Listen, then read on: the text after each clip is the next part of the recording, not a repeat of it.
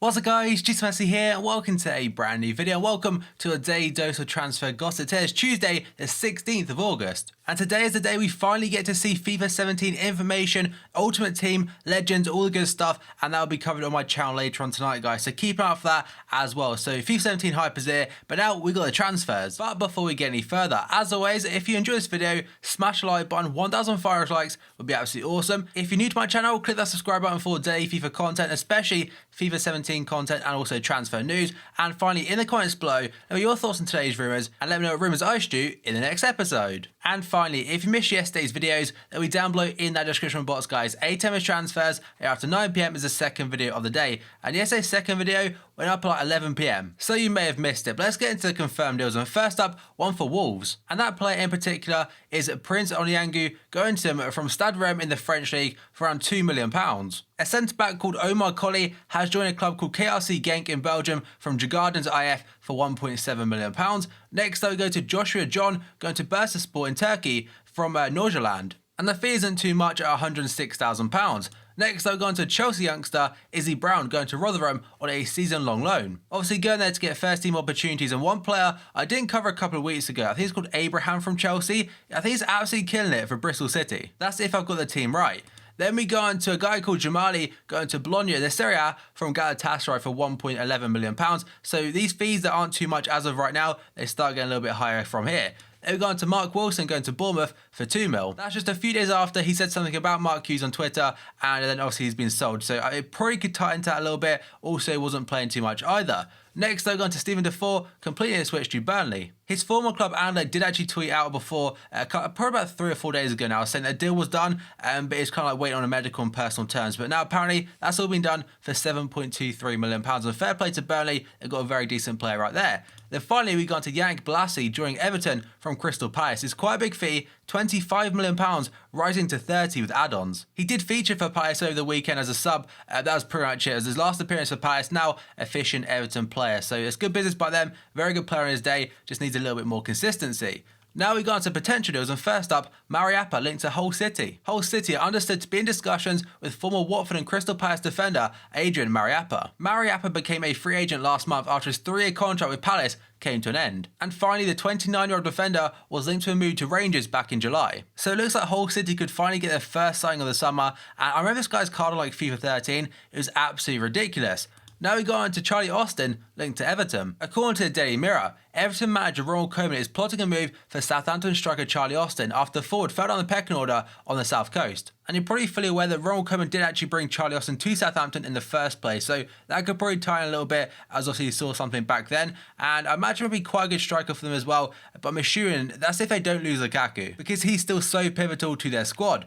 Now we go on to Jeffrey Schlupp, apparently very close now to joining West Bromwich Albion. West Brom are closing in on the signing of Leicester City winger Jeffrey Schlupp, according to Sky sources. There is an expectation the £12 million transfer will be completed in time for him to feature against Everton this weekend. And it definitely looks like he's on his way out, because he didn't feature whatsoever in their opener against Hull City. And they've got Ben Chilwell as a backup, obviously Christian Fuchs as the main guy. And this has been rumoured for a fair amount of time now.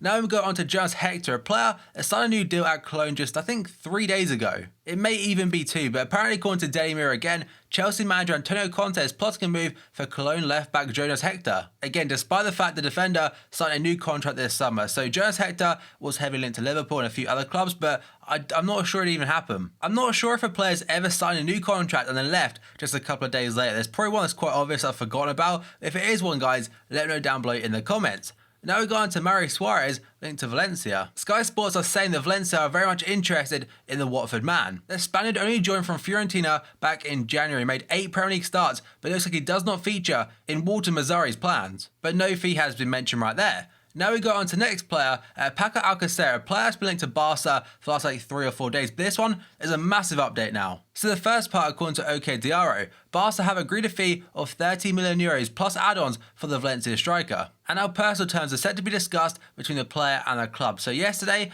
one of the directors of sport, I think it was, for Valencia, did say at a fan meeting that Paco Alcacer was going nowhere. And according to a reliable Valencia-based source, Valencia are now wanting Alcacer to say publicly that he wants to join Barca. So essentially hand in a transfer request. But another player from Valencia linked to Barca is going to be this guy, Diego Alves. And you're probably thinking, why did Barca need to Stegen, Bravo and Diego Alves, but you'll understand in just a few minutes time when I get to another transfer. But Diego Alves linked to Barca, and apparently he's very much happy to be a backup. And according to the article, Diego Alves will be also included in the Alcacer deal, but these two players, Sergi Samper and Mina, are both going to Valencia in the opposite direction. But back on to Diego Alves very quickly. Barca are very much optimistic to complete a deal for Alcacer and Diego Alves in the next 3 to 4 days. So let me really quickly sum up this situation for you then. So that these two players, Diego Alves and also Alcacer, both from Valencia, going to Barcelona. And they'll be in exchange for cash, but no fee as we mentioned at this point in time. But I'm assuming over the next couple of days, something will get leaked or come out about that one. But in return, again, cash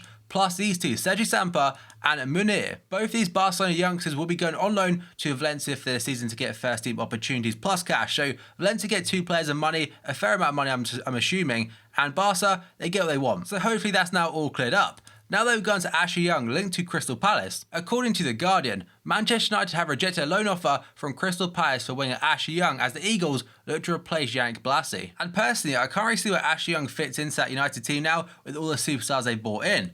Now we've gone to another player linked to Palace, Sissoko. According to the Northern Echo, Crystal Palace is set to make a move for Newcastle midfielder Sissoko, having sold Bolasie to Everton. Everybody knows now that Premier League clubs, they have money anyway, so the 30 mil for Bolasie doesn't really make too much of a difference, but now means they've got a place to fill, so Sissoko wouldn't be the worst replacement. I'm not sure if Newcastle is still asking for £35 million, but it seemed to put off quite a lot of teams. Like, he was linked to Madrid and stuff, but now it seems that most teams don't really want to pay that. But with Palace also linked to Benteke and Niasse, I'm assuming they've still got a lot of business to do so far this summer, or upcoming this summer.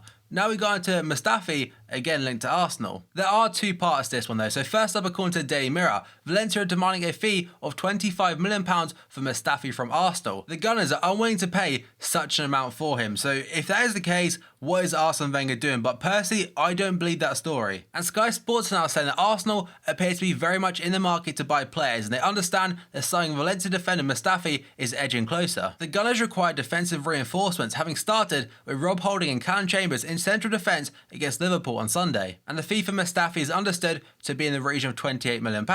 But now, this is the interesting part. So the next 2 players, Omar Toprak and also Simon Kjær, both linked to Arsenal. And you're probably wondering why, because they're also linked to Mustafi, but apparently these two are very much now alternatives if Mustafi it goes wrong. The BBC are saying that Arsenal are considering Omar Toprak of Bayer Leverkusen and also the next guy, Kjær from Fenerbahce, as alternatives to Mustafi, but the Valencia defender remains their priority. And Sky Sports have said a few times now that Mustafi has agreed to join Arsenal, so we'll have to watch this space. I think Mustafi will end up being an Arsenal player. Now we go on to Mario Lemina linked to Watford. According to Calcio Mercato, Watford have joined Arsenal in the race to sign Juve midfielder Mario Lemina, with the Hornets having made a €20 million bid for the 22-year-old. I say it every time, but Juve had him on loan last season, then purchased him for around £8 million or so, but now looking to make some very quick profit. Now we go on to the next player, Claudio Bravo. Apparently, they've agreed a fee for him. By they, obviously, I mean Man City. So according to Marca today, Man City have reached an agreement of €16 million to sign Claudio Bravo from Barcelona. The Chilean goalkeeper has been linked strongly with Pep Guardiola's team since Joe Hart was dropped to the bench for the opening game of the season against Sunderland. And having been linked to Marc-Andre ter Stegen, which is Barca's other first-team goalkeeper, for much of the summer, Man City are now looking to take Bravo instead for a fee that could rise up to €20 million. Sky Sports did mention this deal could technically be in doubt now because ter Stegen picked up an injury, but apparently that's not the case. Bravo to City could well be done. Basically, ter Stegen has an injury that will apparently keep him out for up to 2 to 3 weeks. I imagine the deal could be put back a couple of days or so, or maybe even a couple of weeks. By the way, they have until the end of August to get it done. And at 1 AM today, Guillaume Balaguer did put a tweet out saying, "Busy last hours at Barcelona. Bravo pushed the club to make a decision and he said he wants to leave. Luis Enrique wanted both goalkeepers to stay, but Bravo will go to City." So that would be a very good goalkeeper if they do get him, and a very unfortunate for Joe Hart, who in fact does feature next. Linked to Sevilla. According to Manchester Evening News, Joe Hart has been told he can leave Man City, with Sevilla leading the chase to sign the England goalkeeper, according to reports in British press. And in regards to FIFA Ultimate Team, this would be absolutely sick for hybrids. I mean, Sevilla have some great defenders, great players to link him with, and an English goalkeeper in Spain, that would be absolutely awesome, especially with his rating. And now we're going to a really snaky one, if true. Fabregas linked to Real Madrid. According to Sport, says Fabregas' representatives have offered the player to Real Madrid as they look to plot a move away from Stamford Bridge this summer. And another article has said that Fabregas has offered himself to Real Madrid after being left out of the Chelsea squad. So, if true again, that is so snaky. Given the fact he's considered like a Barca boy, that'd be absolutely mad. And I don't think it'd be true, or I hope he wouldn't anyway.